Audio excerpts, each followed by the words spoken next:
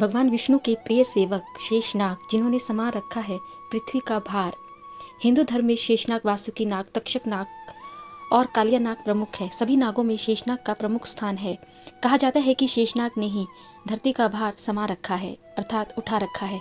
क्या आप जानते हैं कि कौन है शेषनाग, उनका जन्म कब और कैसे हुआ था? पौराणिक कथाओं के अनुसार दक्ष प्रजापति की कद्रु नाम की पुत्री थी। देवी कद्रु ने ऋषि कश्यप से 1000 पुत्रों का वरदान मांगा था, जिसके बाद 1000 अंडों की उत्पत्ति हुई। देवी कद्रु के सभी पुत्रों में सबसे पराक्रमी शेषनाग थे।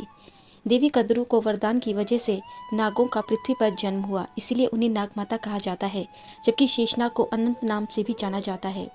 भगवान विष्णु की कृपा होने के कारण शेषनाग की बराबरी कोई दूसरा नाग नहीं कर सकता। शेषनाग को भगवान से वरदान प्राप्त है कि सृष्टि नष्ट होने पर भी उनका विनाश नहीं होगा, इसीलिए इनके नाम के आगे शेष लगा है। जब शेषनाग बने पाताल के राजा। धर्म ग्रंथों के अनुसार शेषनाग की माता कद्रु ने उनकी सौतेली माता विनीता से ईर्ष्या के चलते छल किया था। इससे शेषनाग को काफी दुख पहुंचा और वे संसार से विरक्त हो गए, जिसके बाद उन्होंने गंधमादन पर्वत पर तपस्या करने का फैसला किया।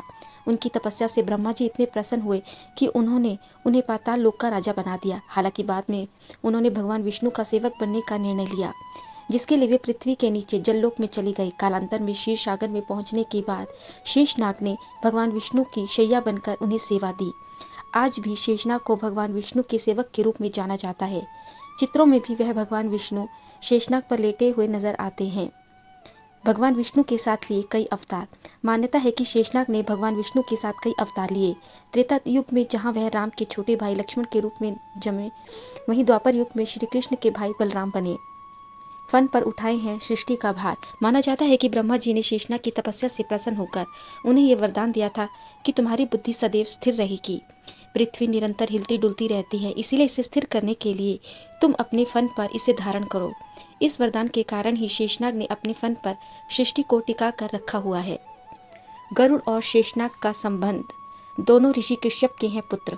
हिंदू धर्म में प्राचीन काल से ही गरुड़ और नागों के बीच दुश्मनी की बात कही गई है। माना जाता है कि गरुड़ और नागों के संबंध शुरू से ही खराब रहे हैं, लेकिन फिर भी वे साथ रहते हैं। नाग और गरुड़ दोनों ही ऋषि कश्यप के पुत्र हैं। हिंदू धर्म के 1000 बलशाली नाग ऋषि कश्यप की पत्नी कद्रु के पुत्र हैं, जबकि वही विनीता ने पक्षी जाति गरुड़ की माता है। पौराणिक कथा के अनुसार नाग माता कुंद्रू ने गरुड़ माता विनीता से शर्त लगाई थी कि भगवान सूर्य के रथ में लगे घोड़ों का रंग सफेद है या काला। माता कद्रु का कहना था कि सूर्य के घोड़ों का रंग काला है, तो वहीं गरुड़ माता बनीता का कहना था कि घोड़े सफेद रंग के हैं।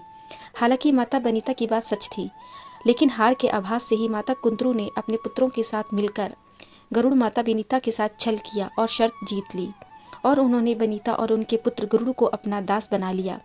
हालांकि बाद में उनके पति ऋषि कश्यप के सामने सच लाने पर माता बनीता और गरुड़ को दासत्व से मुक्ति मिल गई।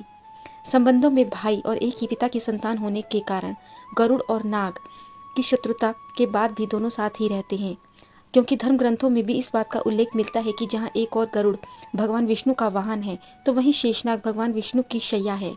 इस कारण भी गरुड़ और नाग खास तौर पर भगवान विष्णु के सेवक हैं। शेषनाग आज भी विराजे हैं इस झील में। अमरनाथ यात्रा के रास्ते में ऐसी कई जगह आती हैं जो धार्मिक और ऐतिहासिक रूप से महत्वपूर्ण हैं। इसी रास्ते में आगे चलकर एक झील पड़ती है, जिसे शेषनाग झील के नाम से जाना जाता है। यह झील जम्मू कश्मीर के पहलगाम के पास है।